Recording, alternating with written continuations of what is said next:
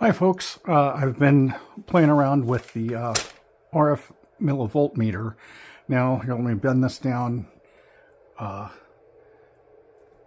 voltmeter itself, the instrument is really easy to come by. These were made in like the 70s and the 80s. These were really easy to come by.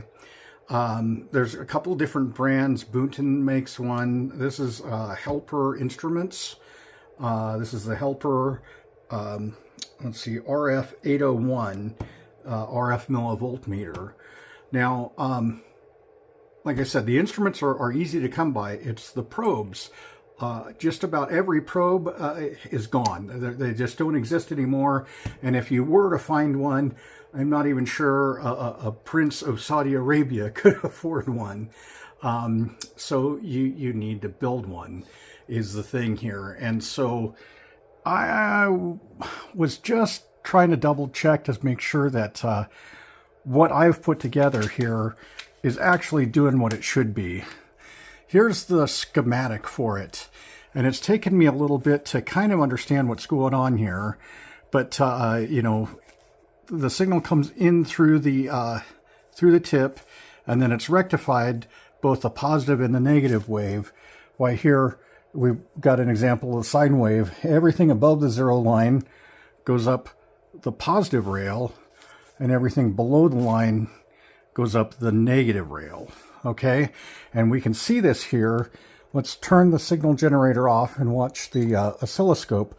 Both of these traces collapse on top of each other on the zero line. We'll turn it back on, and then it's spread out. The yellow trace is the positive line, the blue trace is the negative line. And then we can also see this on our voltmeters, where we've got a positive 59 millivolts, and we've got roughly the same up here, negative. So what I've constructed, it's actually working. It's actually doing what it's supposed to. And so that's what I've been trying to experiment with. And then we can do a few things here. We can change the frequency. Let's go to 20 megahertz at 250 millivolts. And there again, we're reading about the same there and there, positive and negative. And then, you know, our traces are as well. Let's go to a different amplitude. Let's go to 500 millivolts. There you see the traces spread out a little bit more, and you see the respective voltmeters, positive and negative. So like I said, what I've constructed here is actually working. I've got the probe hooked up, and then I'm just running it through a 50 ohm load. And then way over here, we've got the mess of the voltmeter probes and the oscilloscope probes. It's probably not a good practice, but like I said, what I'm doing here right now is just to make sure that this is working, this is doing what it's supposed to. The voltmeter isn't going to work if the probe isn't working. And so, oh, this stand sucks. Sorry about that. So that's where we're at today. We're just doing some work to make double checking that I've constructed the probe correctly and that it's doing what it should. And so let me get this set up and show you what the voltmeter is doing. Okay, I've got this set up so where you're looking at the meter face. I'm going to be changing some numbers on my signal generator, and you won't see that on screen, but I'll describe what I'm doing. Here I have the probe hooked up through my little jig, which is just a 50 ohm load, and then so I'm injecting the signal from the signal generator into the 50 ohm load and then measuring across that with the probe. And so this, as you can see, it's a connector that's very similar to a microphone connector on a CB. You've got the 4 prongs. And when you solder this together, see what a great job I did soldering that all together? It's really important that you take this piece here and you slide that up the wire before you solder that on. So yeah, just documenting my genius there. And but it still works. That for testing purposes, I can just plug that right in. And then what we've got here is that we're injecting a signal of 10 megahertz at 200 millivolts peak to peak.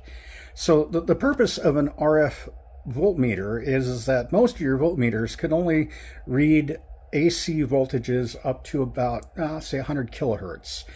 And you know, I need to look at stuff that's you know, 14 megahertz, 100 megahertz, so well above the scale that your typical voltmeter. So this you can get RF probes to work with your standard multimeter, but then it's not super accurate. You're just getting relative measurements. Now with this, I'm supposed to be able to get an exact measurement. And so what we'll do here, we'll turn this on. We're set up here in the 100 millivolt to 300 millivolt scale. We're injecting a signal of 200 millivolts at 10 megahertz. And like I said, so this is pretty much right on. Let's reduce the amplitude down to 100 millivolts. And there we're pretty much right on here. Let's go to 300 millivolts all the way up to the 3. Let's go down to 50 millivolts, and we'll back this off one. And yeah, here we can see that we're kind of between, well, we're pretty close to the 5 there.